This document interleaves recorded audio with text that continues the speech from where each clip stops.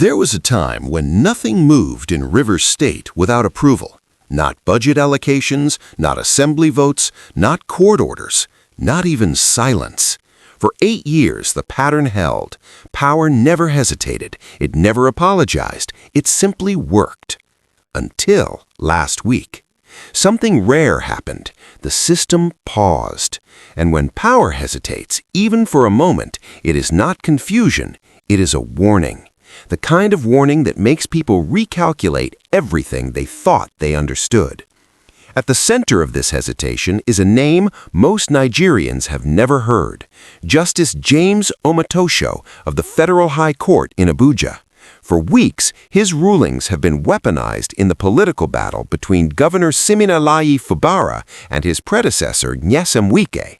Court orders, injunctions, counter-injunctions. Each side claimed the judiciary was on their side. Each side pointed to the same judge as proof. But here's what nobody expected. Justice Omotosho is not where they said he was. The legal certainty that one camp built their entire strategy on, the court orders that were supposed to validate an impeachment process, they were not as clear as advertised. Political actors exaggerated. Legal outcomes were stretched beyond what the judge actually ruled. The interpretations being circulated in Port Harcourt and Abuja, many of them had no direct foundation in the court's actual position.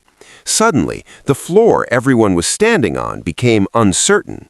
This is not a small development. In Nigerian politics, perception determines reality. When people believe a federal judge has backed a political process, that belief becomes a weapon. When that belief collapses, the weapon disappears. And without the weapon, everything else must be reconsidered. Now, if you're the kind of person who wants to understand Nigerian power before the headlines catch up, if you want to see the patterns while others are still reacting to the noise, then this is exactly the kind of channel you should already be subscribed to. Hit that subscribe button now, like this video, and drop a comment below telling me if you saw this coming, because what happens next in Rivers State is going to define far more than one governorship. Because here's what most people still do not understand. This crisis has stopped being about Fubara. It may have stopped being about Wike, too. Something deeper is shifting, and the people who see it early will be the ones prepared for what comes after. Now let me show you why this matters far beyond Rivers, and why some very powerful people are quietly worried. To understand what is happening now, you have to go back to when things worked perfectly. Before Fubara, before the impeachment threats, before the legal chaos, there was a time when Rivers State politics operated with surgical precision. Every challenge that appeared dissolved. Every resistance that emerged disappeared. Not loudly, not violently, just gone. In 2019, when 24 lawmakers needed to switch parties overnight, they did. In 2021, when a council chairman needed to step aside from politics entirely, he did. In 2023, when a successor needed to be anointed and installed without internal rebellion, it happened. The pattern was unbroken. Power did not announce itself, it simply ensured outcomes. This was not brilliance, it was positioning. Nyesom Wike did not dominate Rivers State because he was uniquely talented. He dominated because the structures around him, legislative, judicial, partisan, moved in perfect coordination. The House of Assembly was loyal. The party machinery was aligned. Federal access was secured. Court processes, when needed, arrived at convenient times with favorable outcomes. Every time resistance appeared, it dissolved. Every time an institution had to choose between independence and alignment, it aligned. This was not corruption in the traditional sense. This was architecture, a system built to remove risk before risk could mature into danger. And it worked. For years, it worked flawlessly. Godfathers are not powerful because they control people. They are powerful because they control options. When every path a politician can take leads back to the same structure, rebellion becomes irrational. Survival becomes obedience, and obedience becomes automatic. Rivers State functioned as a closed system. Entry required permission, exit required permission, even neutrality required permission. The entire apparatus ran on a simple, unspoken rule. It is safer to comply than to resist. And for nearly a decade, that rule held. So if the system was this solid, if power was this predictable, if dominance was this reliable, then what could possibly interrupt it? Here is the part most people miss. Power does not work by force. It works by insurance. The reason Wike's political dominance felt inevitable was not because he personally controlled every institution. It was because the people inside those institutions believed it was safer to align with him than to risk opposing him. Think of it like this. If you control the legislative calendar, the party nomination process, and the timing of judicial interventions, you do not need to threaten anyone directly. The system does it for you. That is not corruption. That is architecture. Let me break down the mechanism. First, legislative leverage. A governor's survival depends on the State House of Assembly. In Nigeria, impeachment requires a 2/3 majority, but numbers are not the only thing that matters. What matters is coordination. Wike ensured that the Rivers Assembly was not just numerically loyal, it was structurally loyal. Committee appointments, budget oversight, access to constituency funds, everything flowed through a centralized system. Lawmakers did not fear Wike personally, they feared losing access. Second, judicial timing. Nigerian courts do not just rule, they schedule.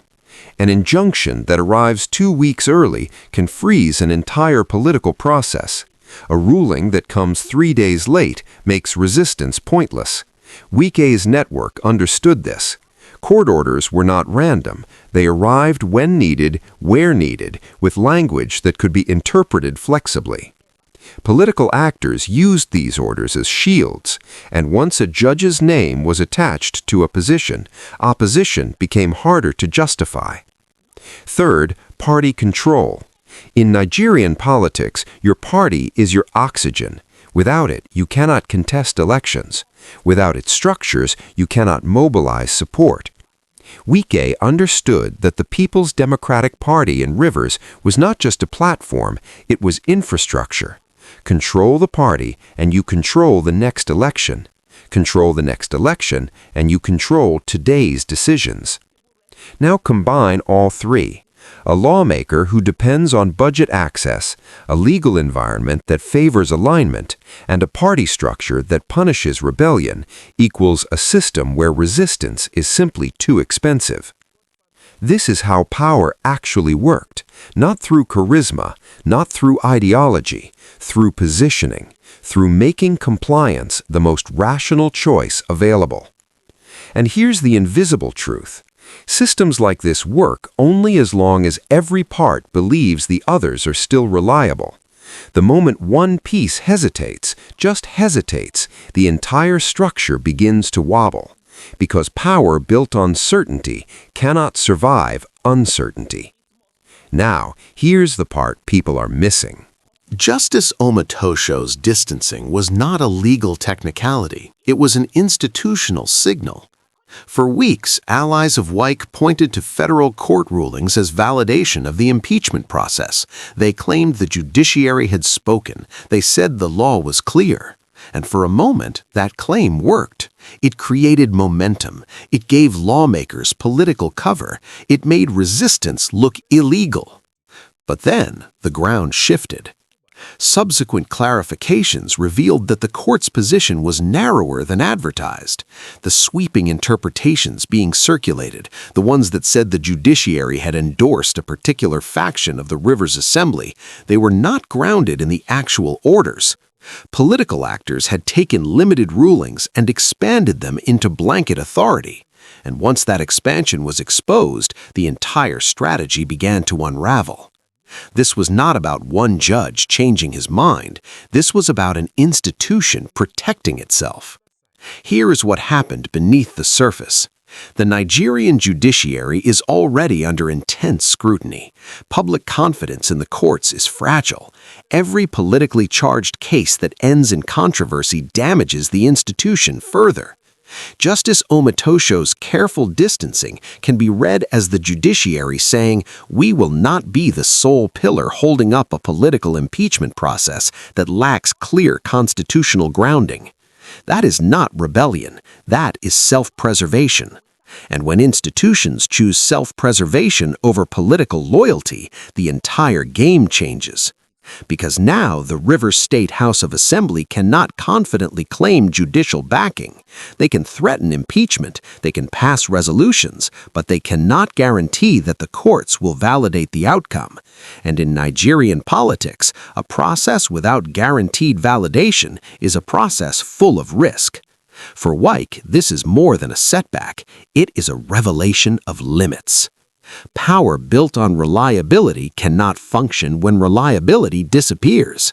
The same tools that once removed risk, legislative loyalty, judicial alignment, party dominance, are still present, but they are no longer moving in perfect sync. There is hesitation now, caution, calculation. And here is the real plot twist that most Nigerians are still missing. This crisis is no longer about Fubara versus Wike. Rivers State has become a laboratory, a test case. Every governor in Nigeria with a godfather problem is watching this outcome. Every political structure built on post-tenure control is studying what happens when a successor resists. Every institution is watching to see whether dominance can survive judicial hesitation. If Fubara is removed, it sends a message successors cannot break free. If he survives, it sends the opposite message: godfathers are no longer inevitable. That is why this matters nationally. That is why the stakes are higher than one state. That is why Justice Omotosho's distancing is not a footnote, it is a turning point. Power does not disappear overnight. It relocates, it recalculates. And right now, in Rivers State, power is doing both. So where does this leave everyone? Governor Fubara has not won. Surviving an impeachment threat is not the same as governing effectively. He still faces a hostile House of Assembly.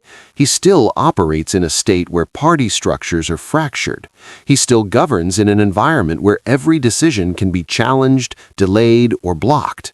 Survival is not victory. It is simply the absence of defeat.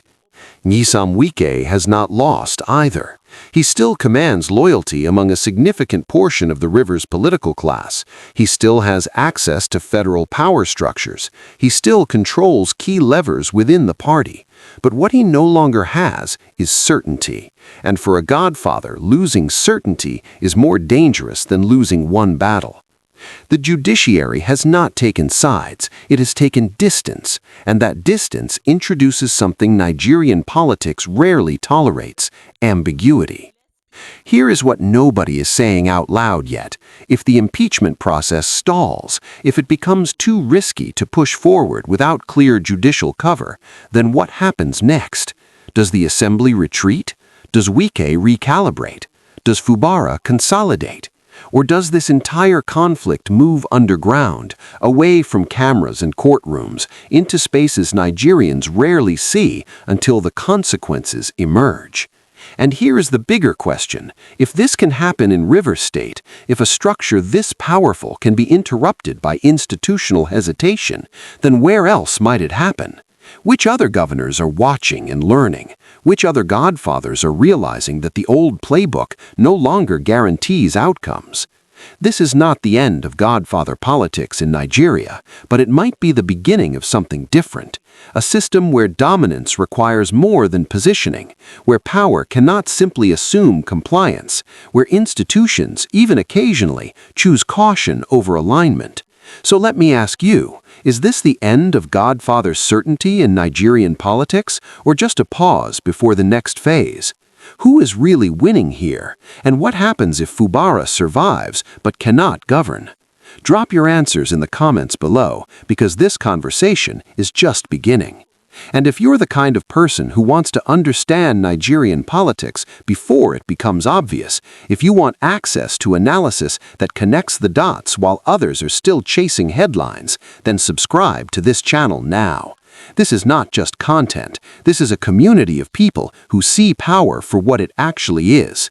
Because here's the truth nobody wants to say out loud yet. In Nigerian politics, power does not fall loudly. You cannot see it collapse. You see it go quiet first. And right now, in Rivers State, something very powerful has just gone very, very quiet.